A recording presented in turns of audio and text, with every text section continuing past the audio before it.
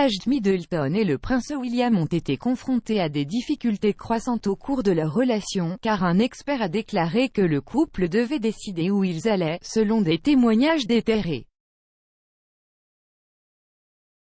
Le duc et la duchesse de Cambridge restent parmi les membres de la famille royale les plus populaires du Royaume-Uni, un récent sondage YouGov indiquant qu'ils étaient les 3e et 4e membres les plus appréciés du cabinet, derrière la reine et son défunt mari, le prince Philippe. Cette popularité a grimpé en flèche pendant la pandémie, car William et Kate étaient considérés comme toujours présents, aidant à remonter le moral du public, tout en poursuivant leur travail caritatif vital. Leur relation est également annoncée, le couple marquant la 10e année de mariage en avril.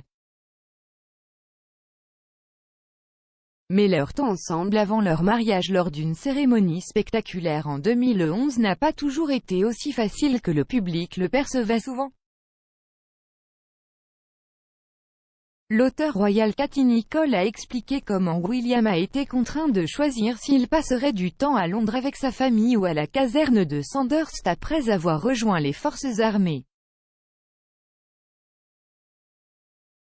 Parallèlement à cette décision, William ne savait pas non plus s'il était prêt à s'engager pleinement envers Kate, ce qui a amené la duchesse à lui dire qu'il devait accorder plus d'attention à leur relation.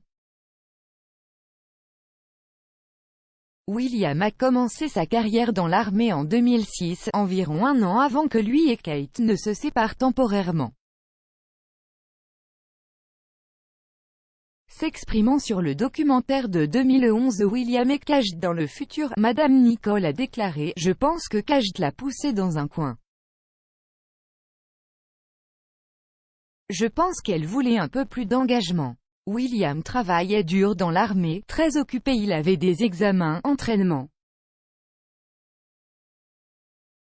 Il était très impliqué dans ses engagements militaires.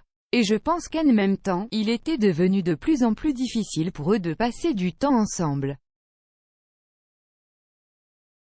William passait du lundi au vendredi à la caserne de Bovington, donc son temps était complètement occupé par des engagements militaires, et le week-end, il finissait par rester avec ses amis, ses nouveaux copains de l'armée.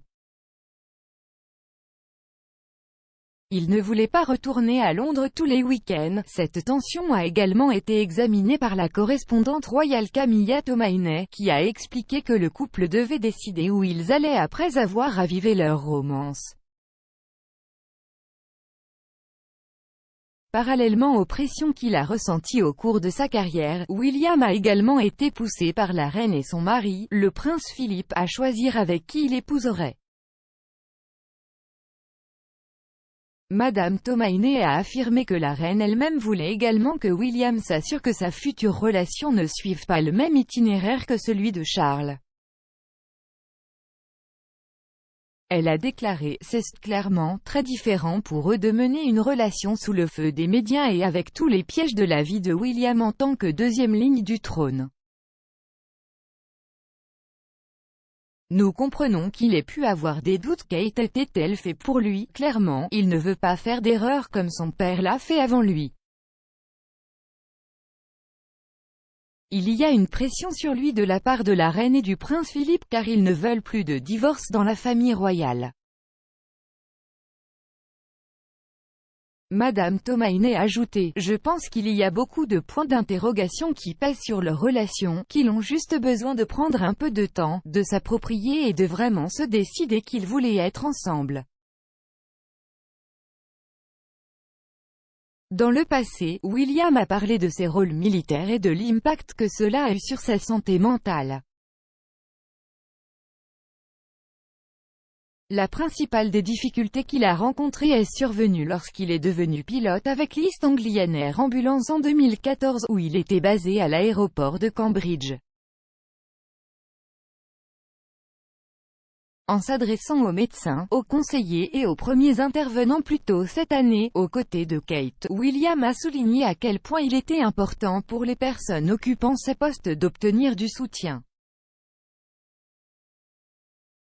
Un clip a montré à William quelque chose que Jay remarquait lors de mon bref passage dans l'ambulance aérienne avec l'équipe, c'est ce que lorsque vous voyez tant de morts et de deuil, cela a un impact sur votre façon de voir le monde.